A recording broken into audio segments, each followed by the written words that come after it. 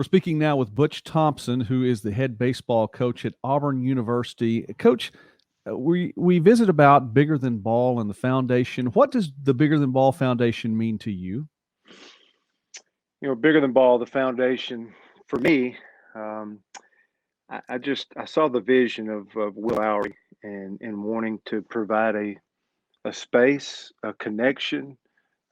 Coaches are always investing in young people, in their players, in their community. But who is there blessing the coach? And I think that was the vision of Will. And if we can pour back into coaches, then as those coaches are out on their mission fields with their teams and their communities and their school, their university, if we build a better coach, if we keep lifting the coach and keep giving him, strength and courage and knowledge and information, then that's going to make a better leader at the end of the day. The foundation founder, as you mentioned, Will Lowry, said when he was dealing or when God was dealing with him about starting this endeavor, that you were the first person that he spoke to. He called you and visited with you about this idea. Can you talk about that and what went on? Yeah, when Will first reached out to me with the bigger than ball concept, I'm from the area, so even though I'm coach at Auburn University, I'm from that Northeast Mississippi corridor, I guess, where Will's from. And I was coming home from Thanksgiving. He asked, "Will you be home for Thanksgiving here over the break?" And I'm like, "Absolutely. Come see mom, dad, and the family." So we decided to meet at a breakfast spot, and he pitched me the idea of bigger than ball. I think just as a test, is this something that's needed? And within 5 or 10 minutes, it was a good pitch. And I'm like, absolutely. That's an untapped space of investing in the coaches to be, again, not only better coaches, but better people and stronger people. And if you can take time for yourself as a coach and you can connect with other coaches that are going through the same challenges, struggles, um, things that you're competing with, if you got other men that are dealing with that, you can gain so much by connecting to them. And I just, and it's not just a coach's thing. I think Will, since the time that we've met, it's kind of endless, the roads that are possible for bigger than ball to go down, because every time you run into a coach, you run into another idea of who you can bless, who you can make a difference with. And so all these spin-offs now, since it started from that initial vision of Will's pitch to me, you can start seeing bigger than ball partner with others. I think of Tony Robichaux, who we had a we had our first big clinic over in Tupelo, and hearing him speak, it made me a better coach. And he's no longer with us, and but we had a great leader of men to be able to share with other coaches. I know myself and Mike Bianco and John Cohen, the AD down at Mississippi State, just Will pooled all these great resources together to share with coaches in our area, in a few states. And that's why I think his vision is also to keep carrying this around the country. And even though it started in this area, there's so many great leaders out there, and I bring up the Tony Robichaux because his presentation as a leader and as a coach, it inspired me to. Even though I was there speaking, I sat in the audience and listened to these men, and I carried a ton of great ideas back to make me a better coach at Auburn. Let's build on that then, Coach. You talk about those ideas to be a better coach. We are living in a society right now, I mean, even today, which is becoming increasingly disparaging to fundamentally moral values. How are you able to walk out and live out these values before then your players and your staff? Yeah, just it starts with us, which is right back to the bigger ball deal. For me to be able to handle today's society is to make sure I'm more equipped than ever. It's changed in my 3 decades as a college baseball coach, but it's still principles. A lot of these ideals and things shift in the wind, but these principles and values and truth, it really hadn't changed. Mm-hmm. If you think about it, it's it's still there, um, and I just think of being equipped to respect all, and but I think that's a value that I've held from growing up. So respecting everybody. We get an unbelievable opportunity. I know in my space, I get an 18 to 22-year old um, to invest in, and to be honest, most of our guys come from loving, great backgrounds, and I'm getting them at a very distracted time when they leave home for the first time in many cases. And I have parents that are trusting me to finish them off in becoming a man, and and you can't take that lightly. And you must be equipped to be able to, especially now, to answer all these unique, complex questions that's coming their way, to help them stay focused on what's the most important thing. I keep saying what's important now. If you want to win, you need to focus on what's important now. And it's amazing this day and time, winning now has a lot to do with what you give up and Yeah. what you limit and what you don't allow in. And so we have to build a very good culture now more than ever that helps them do the things that they came to our university to do, and that's pursue a degree sincerely, to be a better man and make a difference in their community and learn skills that they can continue to practice for the rest of their life and to be the best baseball player they possibly can be. They came to play baseball and to grow into that. Most of the young men that I have, they came when we the same dream like when you're 8 years old and the visions of sugar plums dancing in your head. They're dreaming of being a major league baseball player.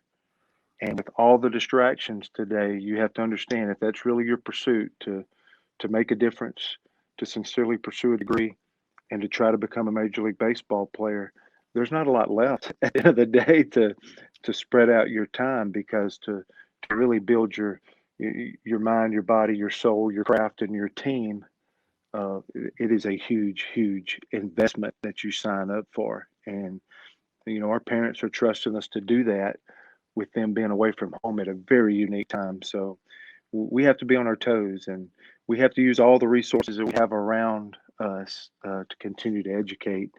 But I've always thought that another reason why bigger the ball is so important is if it's functioning properly, uh, the college, the high school, the athletic experience, being a part of a team has a chance to be the best class you ever take. It teaches you how to work with people, how to treat people, how to overcome adversity in so many ways. If you're functioning properly and you are doing the right things and you get who you are, not always who you want, and you form a team. Um, I know it was that case for me. And I know so many people can make an argument. I know I have one of my daughters is specifically running off to law school, so she may not agree with me. But for me personally, playing college baseball, being a part of a team, has been the greatest recall for me as I get into situations. So it wound up being the best class that I take. So continuing to empower coaches and grow coaches basically is a great way to go to keep helping with next generations of young men that we're turning into to real men and husbands and fathers. Wow, you described that very well. I think you answered two or three of my other questions just right there in the midst of that. And Coach, I agree with you too. That the scripture talks about the fact in one translation, where it talks about where there is no vision, the people perish. Another translation says where there is no vision, no revelation, the people cast off restraint. And just what you described there, if you want to be that person you mentioned, you have to restrain yourself. You can't just do whatever comes down the line. And I like the way you mentioned it too, that if you're doing everything you're supposed to be doing, you run out of time at the end of the day to do the other stuff anyway. You restrain yourself to that vision. Well, Coach, then if you would, and I know that we're talking about what it is to be this coach and the support that a foundation like Bigger Than Ball means. Describe to me then what a successful day is for you. I know that you're looking for the W at the end of the day, maybe two of them on a doubleheader day. But can you describe what a successful day means to you? A successful day for in my position as a college baseball coach is, there's an in season and out of season, and those are different rhythms. Um, and I mention that because the in season, you mentioned W's and L's. They're very important when you remember the Southeastern Conference. And when those seasons get going, um, there's two things happening. There's one where you're continually trying to sharpen your axe with your team. How can I continue to make my team better? You kind of wake up with that thought. I really put on our guys with going through all this COVID and this pandemic that we're separated. This is probably the least amount I've ever had a face-to-face connection or a Mm. hands-on coaching of a team than any time in my career has been now. Um, and I just reminded them when I speak to them how important I need to get to the point, and I need to give them something strong. The biggest thing we hit on this year was the first five and the last five. The first 5 minutes of my day, is trying to get pointed the right way where I need help. I need my father to help me and to walk Mhm. with me during this day. Um, and I understand that everybody's at different points and times in my organization. If I have 50 people between players and support staff and etc., that all means something different for them. But it's also a good time to check in of what do I need to get accomplished today? And we've been working toward trying to get to simplicity, one, two, and three, as opposed to trying to do the 100 things that sometimes the world wants you to get done now, immediately. Mhm. So for me, it's more of getting on my knees. For me, it's more of one, two, and three, and then a last 5 minutes as I wind down my day, reviewing that, getting back on my knees. How did I do with my one, two, and three? Um, and then what came up during that day of people that I need to be thinking for as I start building into my first five the next day. Um, but really, it's just everything in the middle of that first five and last five is to try to. I'm here for my players. I remember my father right at the end of his life when I was given this amazing opportunity to be the head coach at Auburn. He was like, "Man, I messed up so much stuff with raising you, and Dad was hard on me, and he would take me to Dairy Cream when I pitched good or hit good, and then when I didn't, he would just drive around the Dairy Cream and not stop." And you know, 35 years later, and he's at the end of his life, uh, and I'm getting this amazing opportunity to coach and lead. He gave me the best advice I've ever gotten. The first thing he said, "Hey, I'm sorry about Dairy Cream." And I said, "Man, I would never change anything." But as I was walking out the door, because the next day I was accepting the position at Auburn, he was like, "You love them. You love them with all your heart, and you'll be successful."